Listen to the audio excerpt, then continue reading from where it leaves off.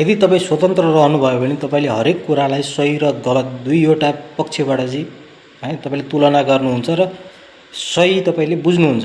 तर यदि तपाईँ चाहिँ कुनै राजनीतिक दलको चाहिँ हैन पिछलग्गु हुनुभयो भने चाहिँ त्यो राजनीतिक दलले जे नै गरे पनि सही हो भनेर चाहिँ अघि बढ्ने चाहिँ त्यो सोचमा बन्नुहुन्छ कि भलै उसले ठुलै गल्ती गरे पनि सामान्य ढङ्गले चाहिँ उसले माफी मागेको खण्डमा चाहिँ उसले मुक्ति पाउँछ, छुटकारा पाउँछ। हेर्नुहोस् त, यो पोस्ट देख्नुभयो नि तपाईँले।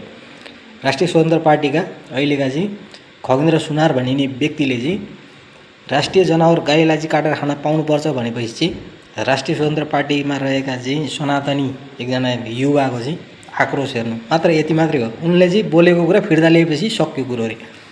यो मान्छेको बोलेको कुरो होइन क्या, मान्छेको चरित्र बताउने कुरो हो। यदि तपाईँहरूले चाहिँ एकचोटि केही बोल्नुहुन्छ भन्ने चाहिँ त्यो उसको भित्रको चाहिँ चरित्र त्यही हो। त्यो उसले देखाएको उसको चरित्र हो।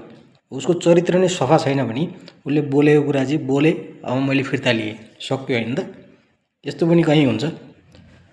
उसले त कानुनी रूपमा चाहिँ यो चाहिँ नेपालको संविधान र कानुनलाई समेत चुनौती दिएको छ भने यस्ता व्यक्तिलाई त कानुनी कठघरामा उभ्याउनका लागि चाहिँ राष्ट्रिय स्वतन्त्र पार्टीका चाहिँ जति पनि छन् त्यसमा आबद्ध नेपालका चाहिँ सनातनी हुँ भन्ने व्यक्तिहरूले नै आवाज उठाउनु पर्ने हो नि। तर त्यो आवाज उठाउनुको सट्टा चाहिँ शब्द फिर्ता लिए पुग्ने रे। कहीँ नभएको जात्रा हाँडी गाउँमा होइन त। तपाईँलाई चाहिँ के लाग्छ कमेन्ट